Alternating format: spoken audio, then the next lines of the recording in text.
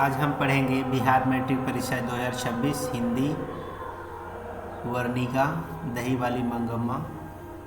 इसमें ऑब्जेक्टिव और सब्जेक्टिव पहला चैप्टर का दोनों कुछ है।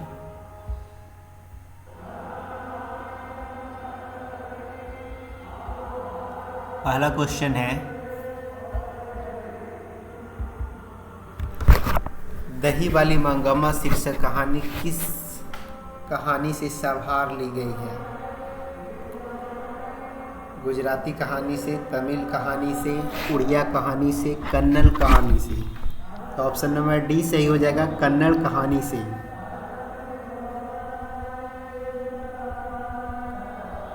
अगला क्वेश्चन है, अवलूर के पास किसी गांव की रहने वाली निम्न में से कौन है?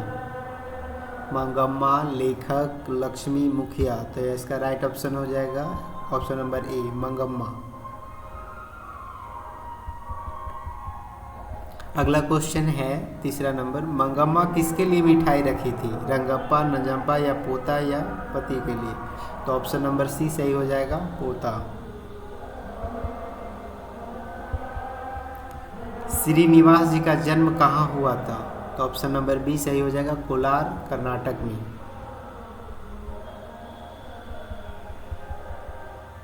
अगला क्वेश्चन है, लड़का अगर कुछ अधम करता है तो उसे मना करने का हक मुझे नहीं है, यह किसने कहा था? तो ऑप्शन नंबर सी, नंजम्मा ने कहा था। नंजम्मा कौन थी? मंगम्मा की बहू थी। घर वाले के रहते एक अच्छी साड़ी नसीब नहीं हुई, ऐसा किसने कहा था? तो ऑप्शन नंबर ए, मंगम्मा ने कहा था।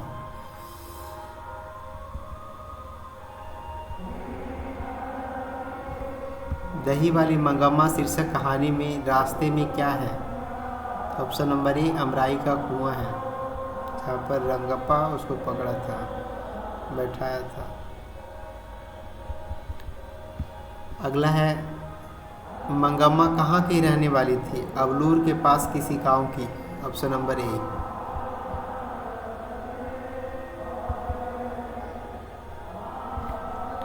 मंगम्मा किस भाषा की कहानी है?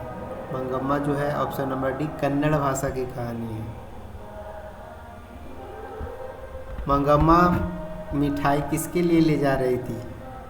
पोता के लिए। ऑप्शन नंबर ए, राइट ऑप्शन। दही वाली मंगम्मा शीर्षक पाठ में बहू ने सास से समझौता क्यों कर लिया था? डर से कि कोई दूसरा हड़प न ले। दही वाली मंगम्मा कहानीकार कौन है? श्रीनिवास। ऑप्शन नंबर ए।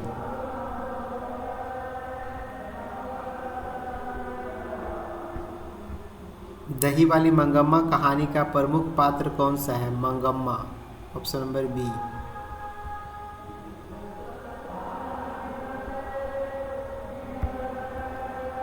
अगला क्वेश्चन है, दही वाली मंगम्मा कहानी का कथावाचक कहाँ से है? तो बेंगलुरु से। Option number C.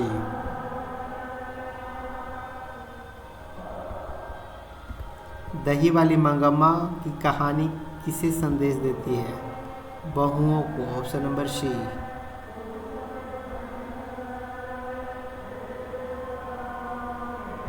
मंगम्मा क्या बेचती थी? तो दही। Option number C. मंगम्मा के गांव का क्या नाम था? वेंकटपुर। ऑप्शन नंबर सी।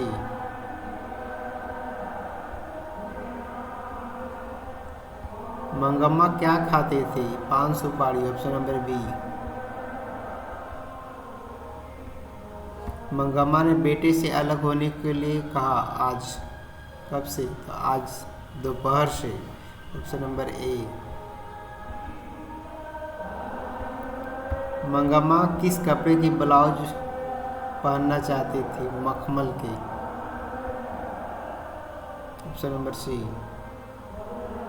रंगप्पा कहाँ का रहने वाला था? ऑप्शन नंबर डी, वेंकटपुर के।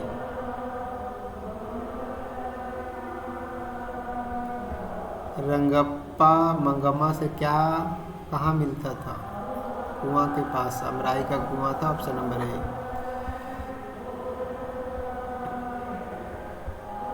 रंगप्पा क्या था? रंगप्पा जुआरी था। Option number B.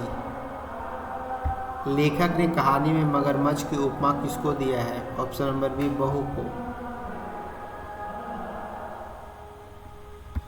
मंगम्मा अपना पैसा कहाँ रखना चाहते थे? ऑप्शन नंबर बी, माँ जी के पास। श्रीनिवास जी का जन्म कब हुआ था? ऑप्शन नंबर ए सही ऑप्शन है, 6 जून 1891 ईस्वी में। दही वाली मंगम्मा कहानी किस भाषा से अनुदित है? तो दही वाली मंगम्मा कन्नड़ भाषा से थी। Option number B.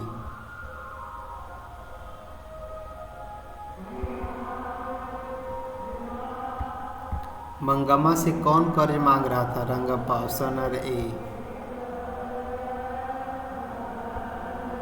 मंगम्मा की बहू का नाम क्या था? मंगम्मा की बहू का नाम नंजम्मा था। Option number B.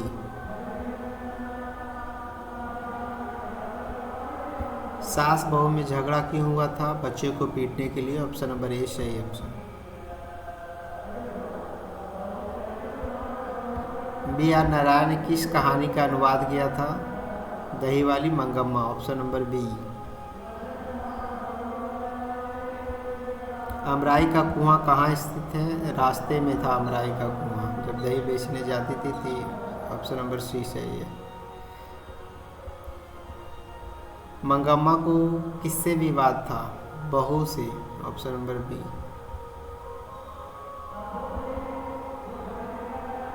अगला क्वेश्चन है, नंजम्मा मंगम्मा की कौन थी? बहू थी। Option number C.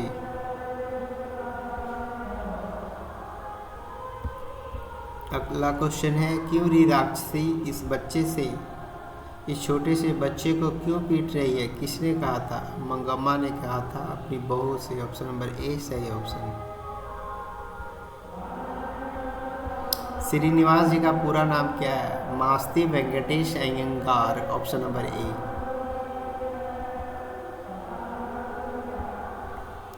मंगम्मा कहाँ की रहने वाली थी?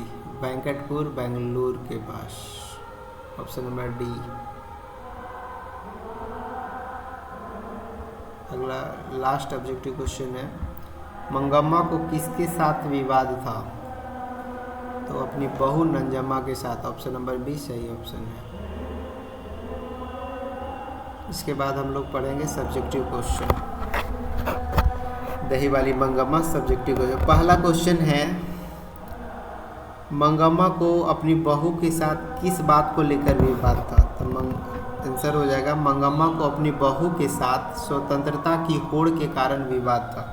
वह चाहती थी कि बहू उसके अनुसार चले। उसके पति को जन्म देने वाली तथा लालन पालन करने वाली वही है, इसलिए बहू का उस पर कोई हक नहीं है। जबकि बहू का मानना था कि वह मेरा पति है, रक्षक है तथा सहारा है, इसलिए पति पर मेरा पूरा हक है, उसकी बहू चाहती थी। साथ ही मंगम्मा पोता पर भी अपना हक मानती थी, इसलिए जब बहू पुत्र की शैतानी पर मारपीट करती थी तो मंगम्मा उसका विरोध करती थी। तात्पर्य यह है कि मंगम्मा बेटा एवं पोता पर से अपना अधिकार छोड़ना नहीं चाहती थी। बहू अपने पति पर अधिकार जमाना चाहती है। इसका कहना था कि मेरा बेटा मेरा है और मेरा पति मेरा होना चाहिए। सास एवं बहू में इसी विवाद को लेकर लड़ाई था। अतः पानी में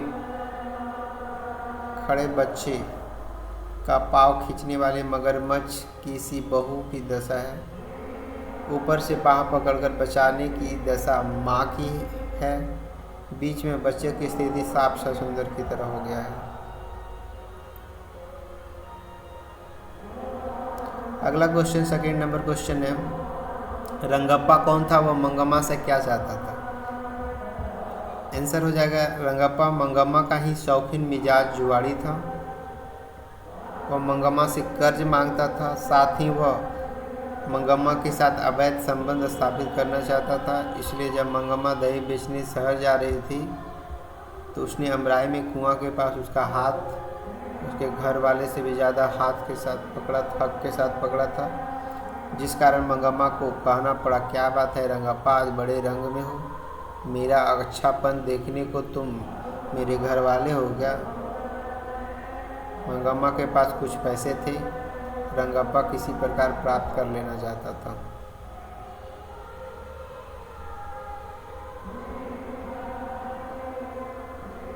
अगला क्वेश्चन है, बहू ने सास को मनाने के लिए कौन सा तरीका अपनाया।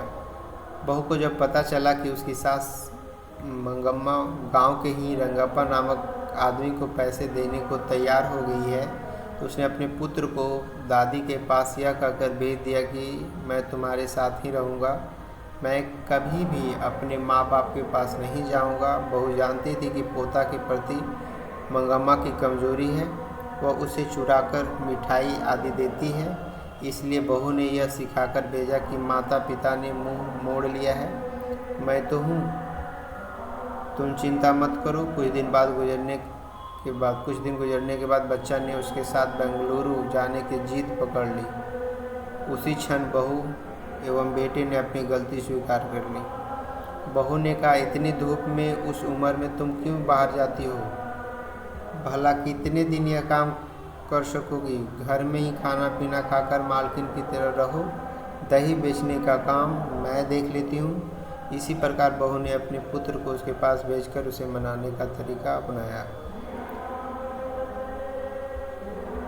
अगला क्वेश्चन है, इस कहानी का कथावाचक कौन है और इसका परिचय दीजिए। प्रस्तुत कहानी का कथावाचक श्रीनिवास जी हैं। उनका पूरा नाम मास्ती वेंकटेश अयंगार है। इनका जन्म कर्नाटक प्रांत के कोलार नामक स्थान में 6 जून 1891 ईस्वी में हुआ था। श्रीनिवास कन्नड़ साहित्य के प्रतिष्ठित रचनाकारों में अन्यतम माने जाते हैं। उन्होंने साहित्य के विभिन्न शैलियों, विधाओं, कविता, नाटक, आलोचना, जीवन चरित्र आदि में महत्वपूर्ण योगदान दिया। साहित्य अकादमी ने इनके कहानी संकलन सन्ना कथेगोलू को पुरस्कृत किया। दही वाली मंगम्मा कहानी कन्नड़ कहानी national book trust of India से साभार ली गई है। इस कहानी के अनुवादक BR नारायण हैं। कहानीकार का देहावसान हो चुका है। देहावसान मतलब मर चुके हैं। मंगम्मा का चित्रण कीजिए। मंगम्मा इस कहानी की नायिका है जो पति द्वारा उपेक्षित रही है। वह विधवा है और दही बेचकर परिवार का भरण पोषण करती है। वह खुले दिल की है। वह अपना हर अनुभव या सुख दुख लेखक की पत्नी को सुनाती है। वह चरित्रनिष्ठ, कर्तव्यनिष्ठ और व्यवहार कुशल नारी है। उसका पति दूसरी औरत के पीछे लगा रहता था, फिर भी उसकी परवाह किए बगैर वह पत्नी का दायित्व निभाती रही। वह स्वतंत्रता प्रिय थी, परिवार पर अपना वर्चस्व रखना चाहती थी, जिस कारण बहू के विरोध करने का सामना करना पड़ता था। माँ बेटे पर से अपना हक छोड़ना नहीं चाहती थी, तो बहू पति पर अधिकार जमाना चाहती थी। इसी होड़ में वह बहू और बेटे से अलग हो जाती है, लेकिन रंगप्पा की धृष्टता के आगे झुकती नहीं है, परंतु भयभीत अवश्य होती है। फलतः पोते की ओर आकृष्ट होती है और परिवार के साथ रहने की इच्छा प्रकट करती है। माँ जी जब कहती है बीती बातों पर मिट्टी डालकर बेटे के साथ रह जाओ, तो कहती है मैं तो रह जाऊँगा माँ जी, पर वह रहने दे तब न। इन बातों से स्पष्ट होता है कि वह समझदार और परिवार प्रिय महिला थी।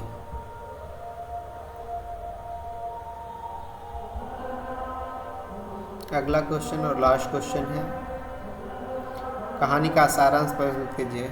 मंगम्मा इस कहानी की नायिका है जो पति द्वारा उपेक्षित रही है। वो विधवा है, दही बेचकर परिवार का भरण पोषण करती है, खुलेआम दिल की है। वो अपना हर अनुभव या सुख दुख लेखक की पत्नी को सुनाती है। चरित्रनिष्ठ, कर्तव्यनिष्ठ एवं व्यवहार कुशल नारी है। उसका पति दूसरे औरत के पीछे लगा रहता है, फिर भी उसका परवाह किए बगैर वो पत्नी का दायित्व निभाती रही। वह स्वतंत्रता प्रिय थी, परिवार पर अपना वर्चस्व रखना चाहते थे, जिस कारण बहू के विरोध का सामना करना पड़ता था। माँ बेटे पर से अपना हक छोड़ना नहीं चाहती, बहू पति पर हक जमाना चाहती है। इसी होड़ में वो बहू एवं बेटी से अलग हो जाते हैं, लेकिन रंगप्पा की दृष्टता के कारण के आगे नहीं झुकती है। Thank you.